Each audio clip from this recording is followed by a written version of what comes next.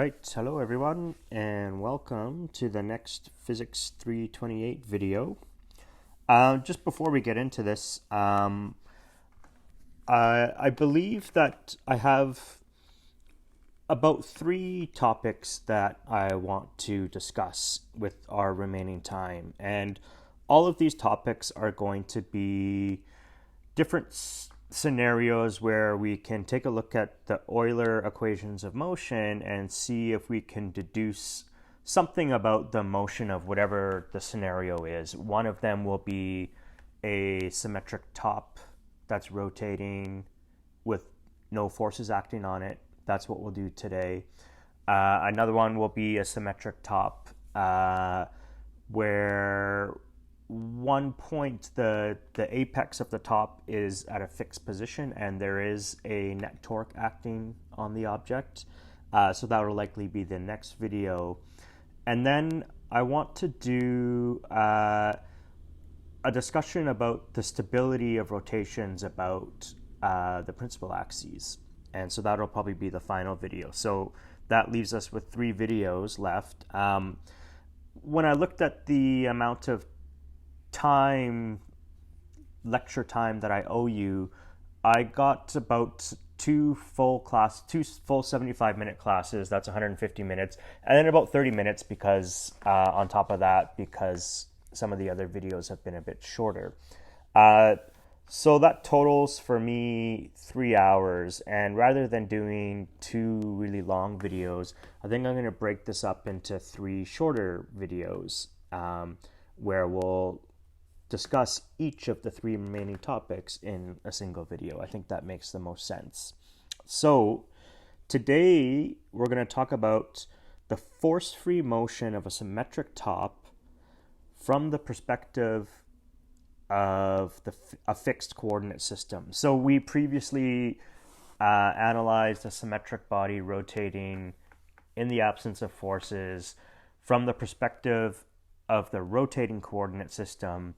And so what I want to do is I want to think about this problem now from the perspective of a fixed coordinate system. So someone observing this body from the outside. So I wrote out kind of some summaries of some things that we've talked about recently. One of them is the Euler equations of motion, and so there they are.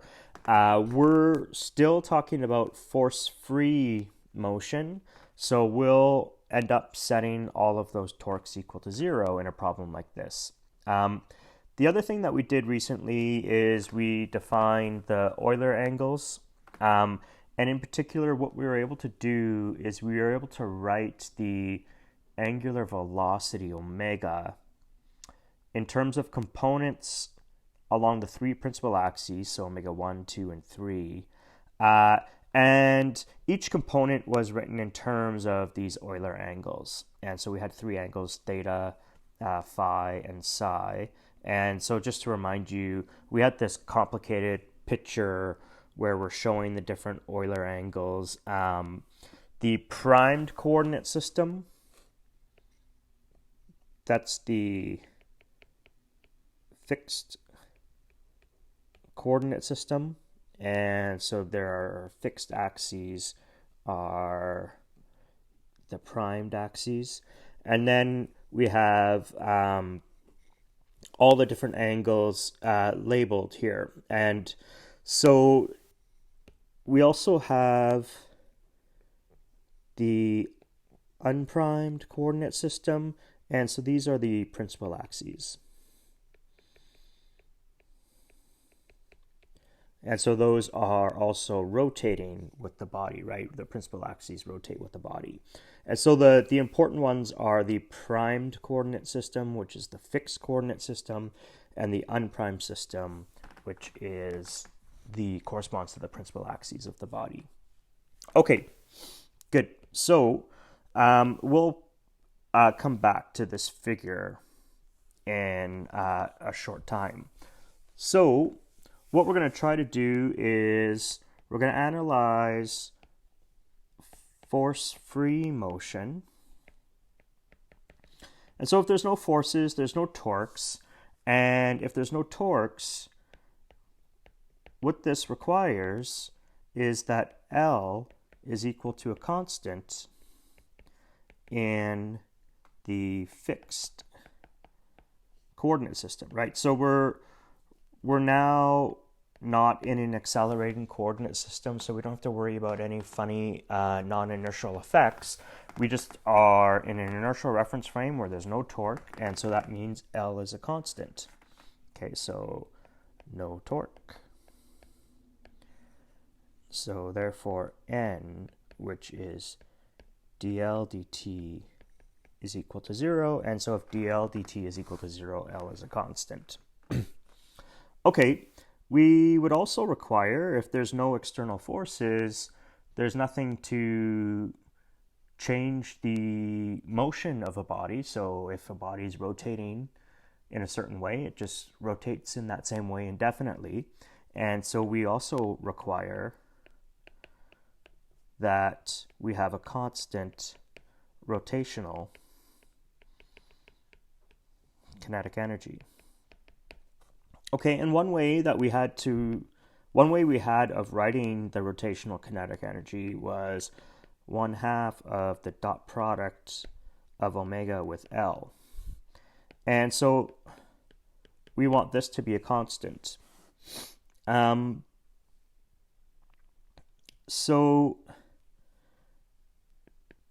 we could write the dot product as a magnitude of omega times the magnitude of L, and then maybe cosine of some angle beta, where beta is the angle between omega and L.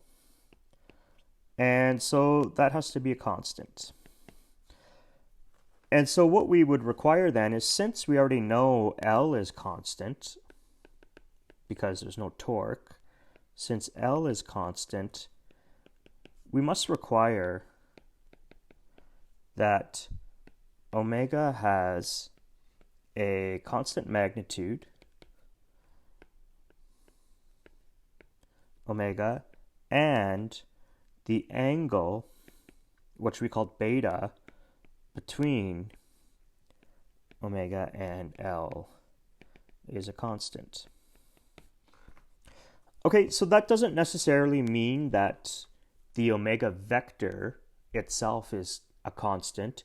It just means that it has a constant magnitude. So if this is our, say, angular momentum, and this is omega, and we're going to call this angle beta. The dot product involves this component, omega cos beta. That component has to be a constant, but the component can be a constant even if the omega vector is rotating or precessing about the angular momentum axis, right? So anywhere along this dashed curve, if the tip of the omega vector lands there, as long as that angle beta is always a constant, then our component omega cos beta never changes. And so what we could do is we could say that we expect omega to precess around the constant L. And that precession will happen with a constant angle,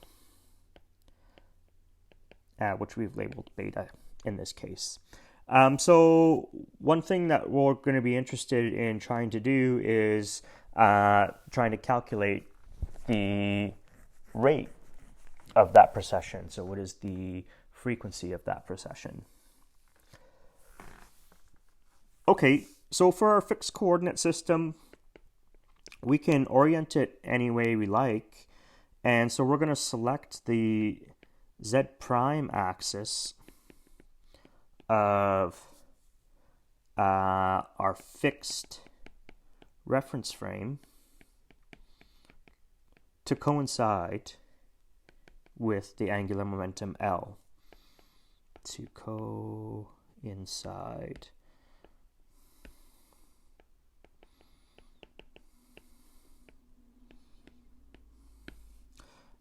Okay, so let me try to add a figure in here. And so let's see if I can find it. This is the one. So we'll insert. And so what we're doing is we're saying that our fixed coordinate system, the z prime axis is the x3 prime axis, and we're putting our angular momentum L along that axis. Okay, so fine. What I want to do is, well, actually what I'm going to claim is that we can prove that for our scenario, L, the angular momentum, omega, the angular velocity, and E3 hat all lie in a common plane, lie in the same plane. Okay, and so coming back to this picture, this is the third principal axis is right here, this x3 axis, and so the unit vector along the third principal axis is this E3 hat. Okay, so how are we going to prove this? What we'll do is we'll consider the quantity, the angular momentum dot product with omega cross E3 hat. Okay, so whatever this cross product evaluates to, let's call this a vector A. Okay, whatever vector it is. Whatever that vector is, A has to be perpendicular to omega, and A is also perpendicular to E3 hat. Right, so that's what the cross product does. It produces a vector that's perpendicular to the two that are within this cross product. Okay, so let's just take this vector A, whatever it is, and let's just calculate its value. It's in terms of components along the principal axes. The first vector is omega, so we have omega 1, omega 2, omega 3, and then we have E3 hat. And so that's just a vector of length 1 in the E3 hat direction. And if we evaluate that, what do we get? We get E1 hat, and then we have omega 2. And then we have minus E2 hat, and we would get omega 1. And then the E3 hat would result in there'd be nothing. It would be 0 minus 0 times E3 hat. Okay, so therefore L dot product with this A vector, which is omega cross E3 hat, is going to be L1 omega 2 minus L2 omega 1, right? Because L dotted with E1 hat is the component of the angular momentum along the first principal axis, which is L1. And same thing for the E2 hat dot product. Okay, but we know that for principal axes, the components of the angular momentum are particularly simple. L1 is just equal to the rotational inertia times omega 1, and L2 is equal to the rotational inertia about that axis times omega 2. And so therefore what we get is L dot omega cross E3 hat is, so L1 omega 2 is going to be I1 omega 2, and then we have minus. L2 omega 1 is going to be I2 omega 1 omega 2. which is I1 minus I2 omega 1 omega 2. Okay, but for a symmetric top, we did this before for the motion from the perspective of the rotating frame.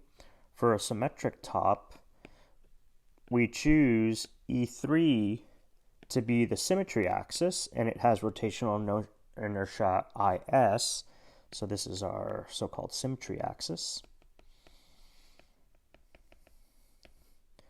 And perpendicular to the symmetry axis, the rotational inertia about the first and second principal axes have to be the same, right? So if we had a top that looked something like this, okay, so whatever a top looks like,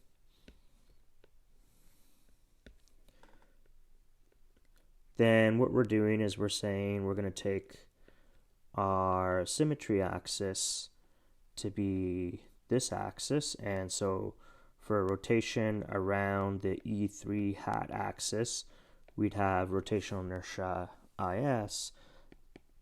But then we have these two other axes, say E1 hat and E2 hat are along these directions, and so it doesn't matter if you rotate about any axis in the E hat 1, E hat 2 plane, the rotational inertia would always just be the same because of the symmetry. Okay, so that means that this difference is equal to 0, and therefore we have L dot omega cross E3 hat is equal to 0. And this was our vector A. And so if L dot with A is equal to 0, then L is perpendicular to A. But A was, remember, perpendicular to omega, and A was perpendicular to E3 hat because it was constructed from that cross product. And so all of these together imply L is in the same plane formed by omega and E3 hat. We've already argued that we expect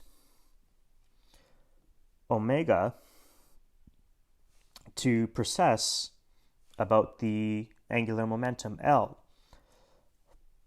Well, if E3 hat is also in the same plane as omega, then, and if that's always true, then as omega precesses, so must the E3 hat vector.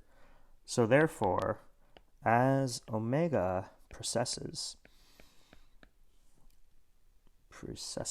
about the angular momentum L, which is the z prime axis of our fixed reference frame. That's the choice we made.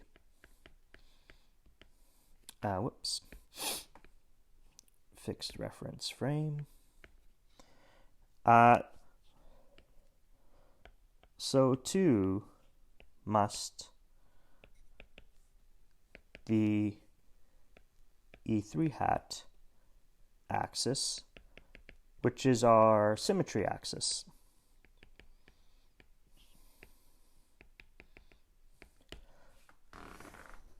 All right, so let's go back to this picture that we put in here. Here's our E3 axis over here. This is our symmetry axis now. And so what we're going to expect is that the symmetry axis will precess about the angular momentum L. Okay, so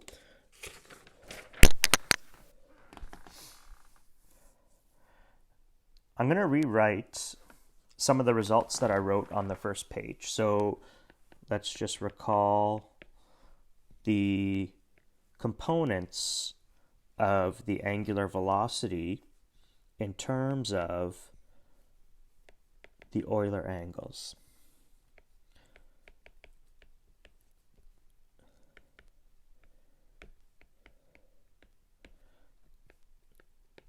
Okay, so phi dot sine theta cos psi minus theta dot sine psi, and then omega 3 was phi dot cos theta plus psi dot. Okay, so for an arbitrary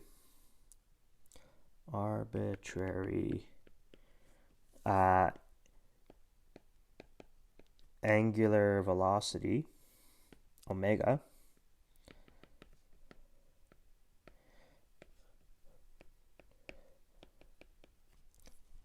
psi dot, whatever it is not going to be equal to 0. Okay, so if psi dot's not equal to 0, then we can say at some particular time,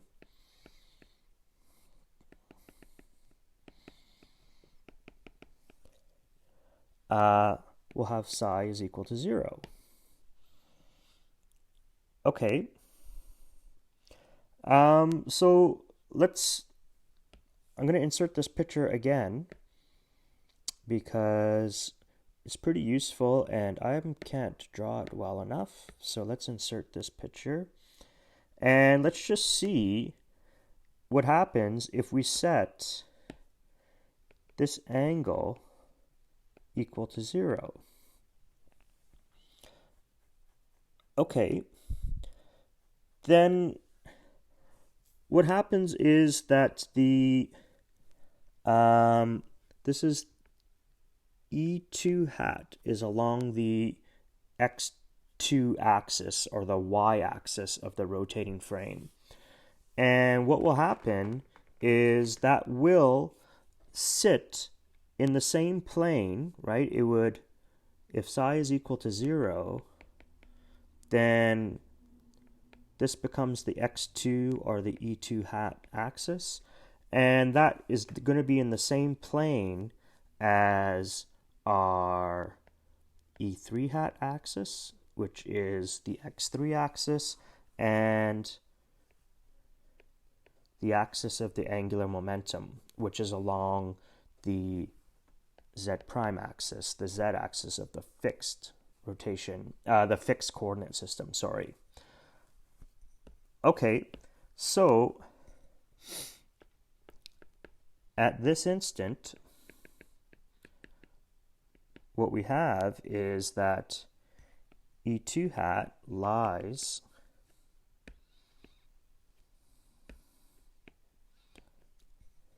in the same plane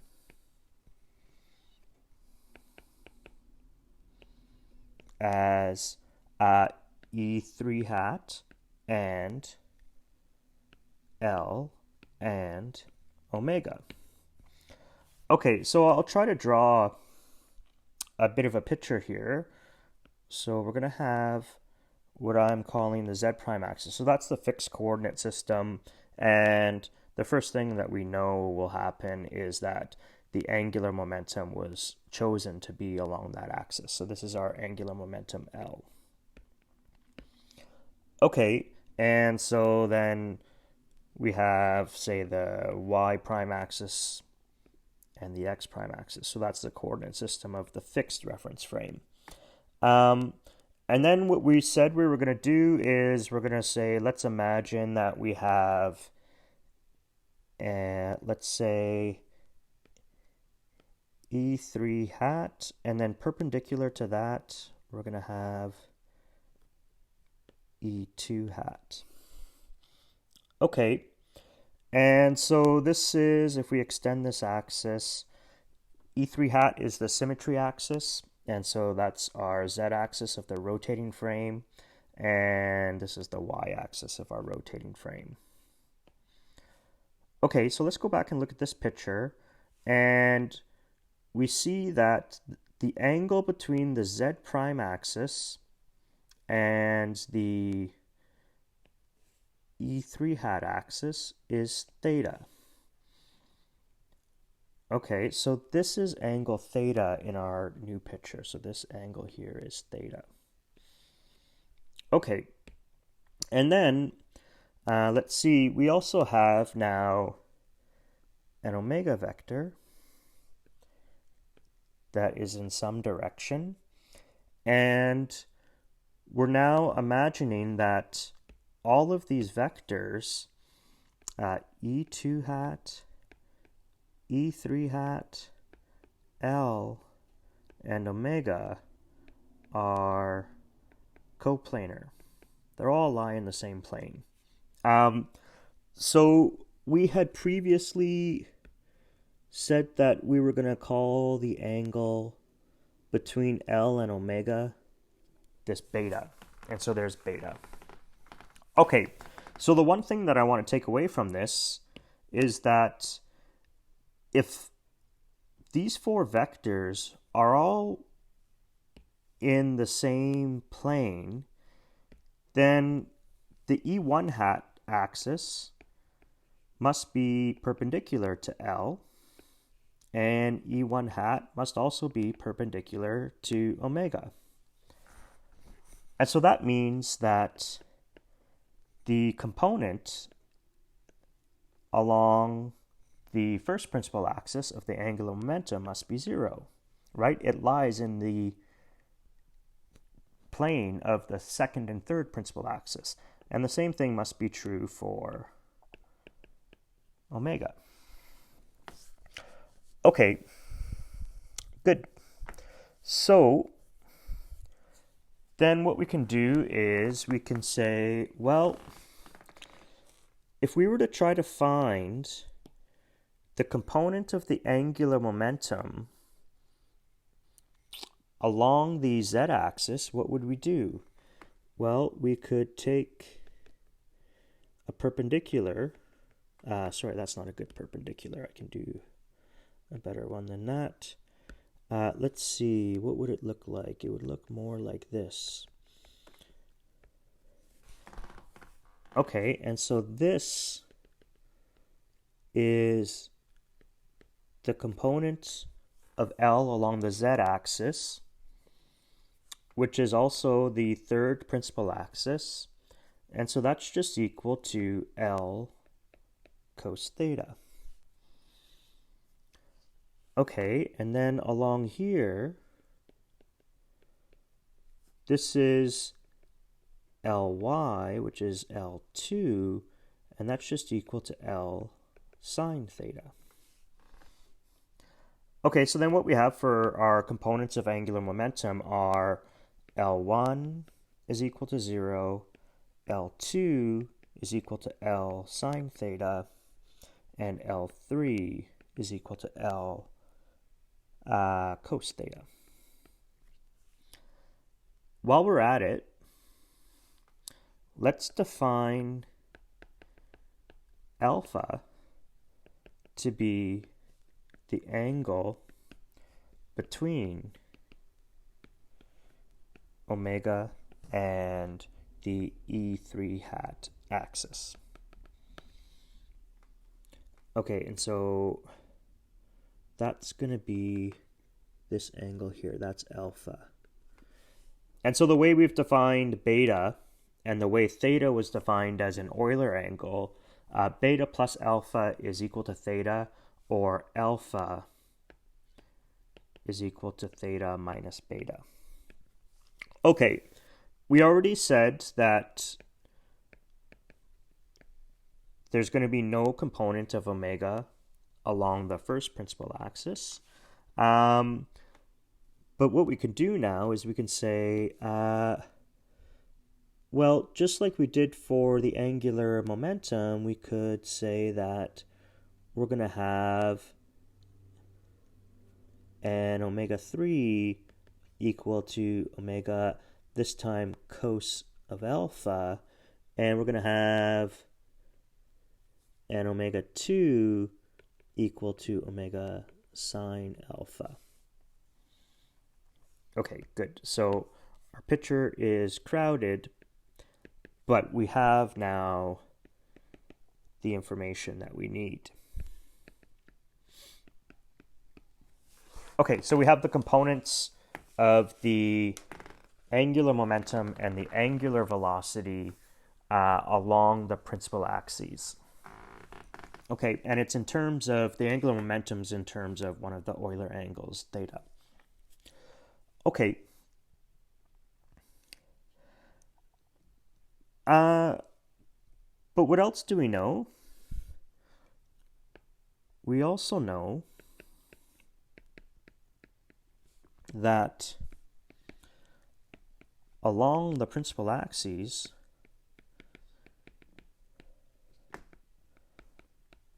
it must be true that L1 is I1 omega 1. But I1 for a symmetric top was just what we called I. In fact, that's what made the principal axes so useful, is that we had these simple expressions for the components of the angular momentum. I3 was the symmetric axis, so we get IS and omega 3.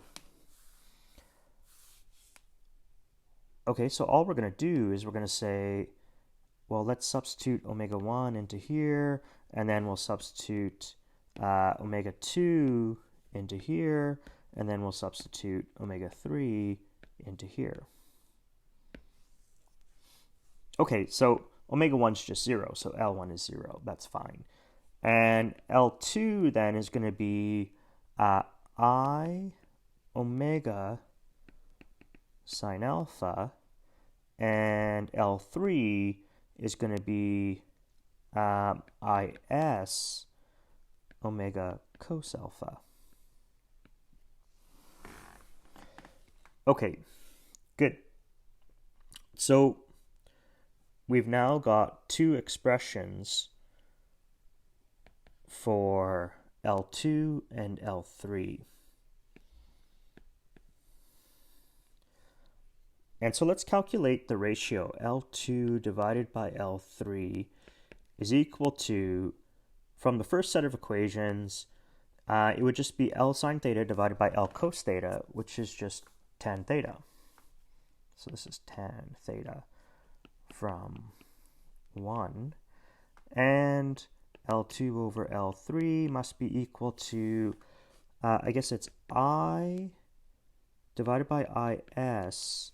The omega factors cancel, and then we get sine alpha over cos alpha, so we get tan of alpha. And so this is from equation 2. Okay, I mean, these are two expressions for the same ratio, so it must be the case, therefore, that tan theta is equal to I over IS tan alpha. Okay, so remember what theta was. This is the angle between the angular momentum and the symmetry axis. And the symmetry axis was along the third principal axis. And then alpha was the angle, we just defined it, the angle between let's look at it. Alpha is the angle between the angular velocity omega and the symmetry axis, between omega and E3 hat. Okay, so there's two possibilities. One possibility is that the rotational inertia I is greater than IS for a rotation about the symmetry axis. So one possibility is that, let's imagine that this is our principal axis. It's the symmetry axis. So E3 hat is along this direction. We've been calling this the Z-axis of the rotating frame. And so let's imagine that what our object is, it has to be symmetric. And so let's imagine it's a long, thin rod. Then here, rotation about the symmetry axis would be, IS would be a small quantity. Okay, and then if we had, say, like our E2 hat axis, so rotation about this axis would have a rotational inertia I, and this would be large because lots of the mass is far away from that axis. And so the first possibility is that I is greater than IS. And so then from tan theta is equal to I over IS, which is now going to be greater than 1 times tan alpha, what you would deduce is that theta would be greater than alpha. Okay, so theta is the angle between the angular momentum and the symmetry axis.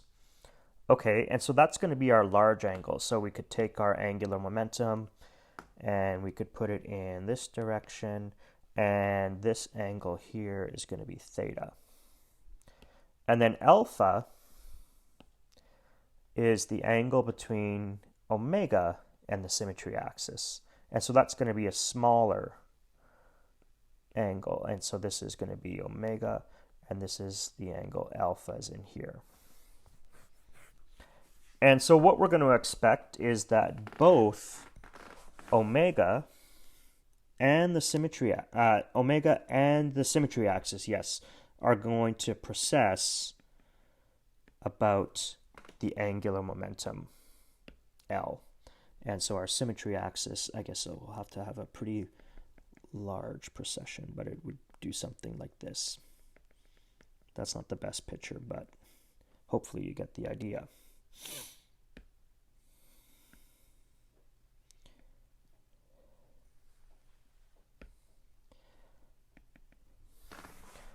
Okay. So what's the other possibility? The other possibility is that we don't have a symmetric, like long, thin rod. Maybe what we have is a flat disk. And so if we had a flat disk, it might look something like this. And so then we'll take our E2 hat axis is over here. Okay, so now with a flat disk, the rotations about the symmetry axis are going to have a large rotational inertia compared to an axis that goes along the length of our disk so that more of the mass is close to the rotation axis. And so there we'll expect an I value that's relatively small, or small compared to at least the rotational inertia about the symmetry axis. And so now what we have is IS is large compared to I. And then if we go back to this expression, I divided by IS is going to be something less than 1. And as a result, you'd expect theta to be less than alpha. So what we expect in this case is theta is less than alpha. And so that means the angular momentum will lie between the symmetry axis and omega. So this is now our angle theta. This is the angular momentum. And then I think we were using blue for omega. And so here's omega. And this is the angle alpha now. It's still going to be the case that both omega and the symmetry axis will precess around the angular momentum.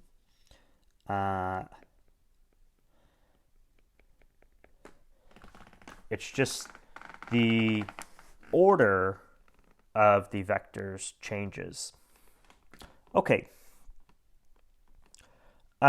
So the last thing that I want to do is to see we've kind of now figured out that we have this precession where the symmetry axis and the angular velocity precess around the angular momentum with the same frequency, but we haven't calculated that frequency. So let's say this next. Let's determine the frequency of precession of the symmetry axis and omega about the angular momentum L, which angular momentum, remember, we chose to be the z prime axis of the fixed coordinate system. Let me put this picture in one last time so that it's in a convenient place rather than us having to always scroll back. Okay, so now for this discussion, the important bits are here is the angular momentum along the z prime axis, which is equivalent to x3 prime.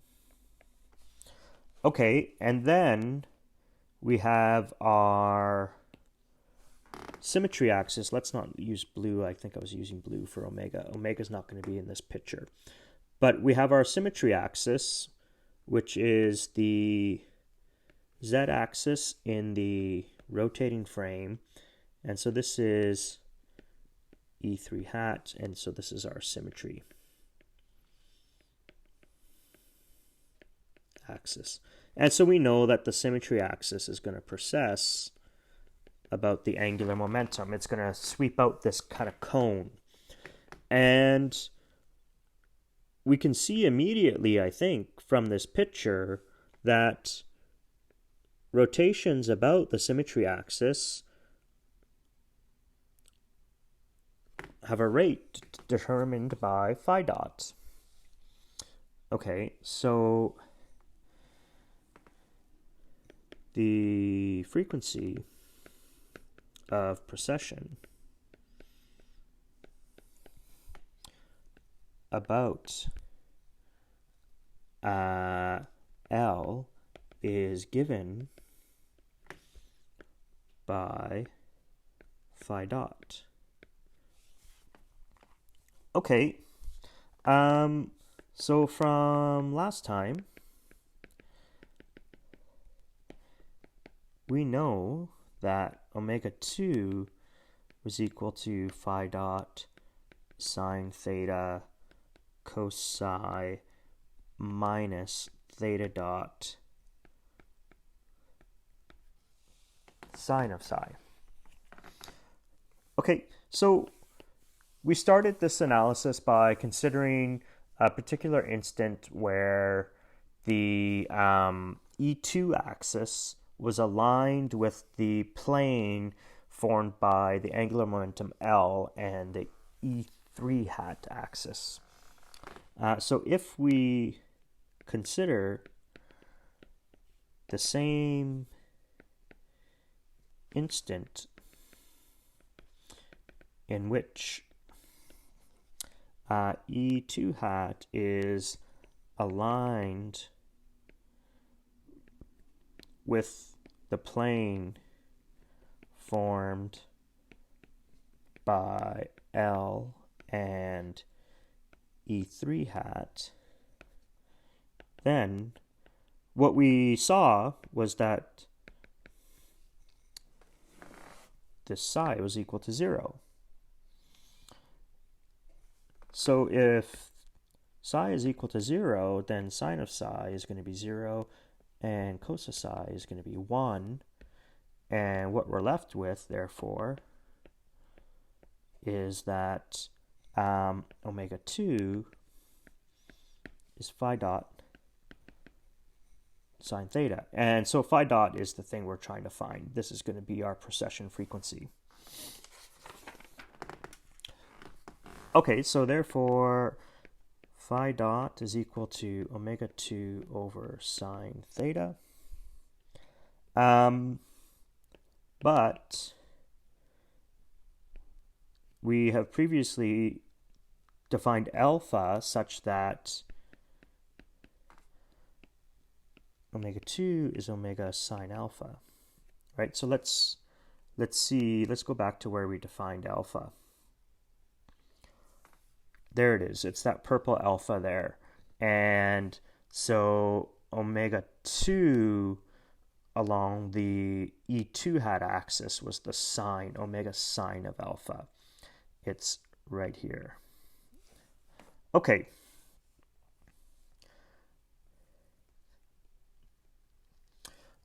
Okay, so then phi dot is going to be equal to omega sine alpha over sine theta. Okay, but we also had that L2 was equal to I2, which is just I times omega 2. But omega 2 was omega sine alpha. And we also had that L2 was equal to L sine theta. Okay, let's L sine theta. So L2 was L sine theta. Okay, good. So if I take the ratio of these two expressions for L2, so we get L2 over L2, which is obviously just 1, but it's also equal to I omega sine alpha divided by L sine theta, which is I L omega sine alpha over sine theta, right? I just rewrote the same thing. I just threw in some brackets. And I threw in those brackets because what's inside the brackets is exactly phi dot. And so if we then solve for phi dot, phi dot times I over L is equal to 1. So that means phi dot is equal to L over I. So this is the angular frequency of precession of the symmetry axis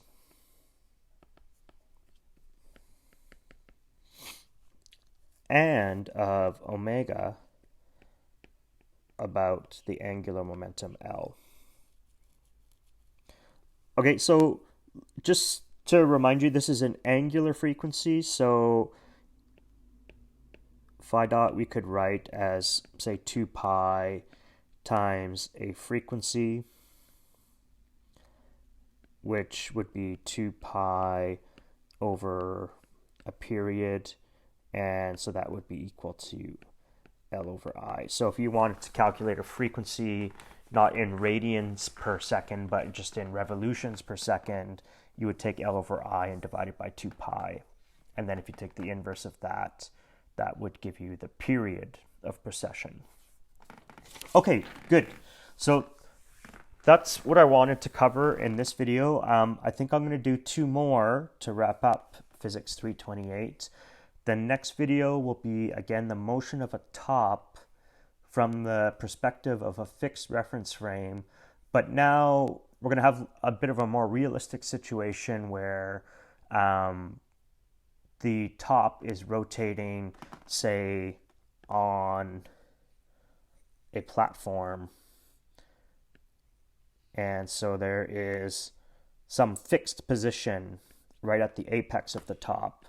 And so here would be our symmetry axis. And maybe this thing is spinning around that symmetry axis. And so now there's going to be a center of mass of our top, which maybe is over here, and there's going to be a force on that center of mass and therefore a torque on the top. And so we want to see, what if it's not a force-free situation? What's the motion of the top look like? We'll be able to relate that to the bicycle wheel demo that we saw in the very first class of 328.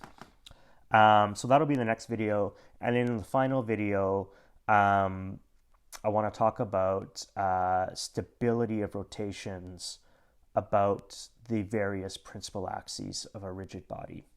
Okay, thanks very much, and we will see you next time.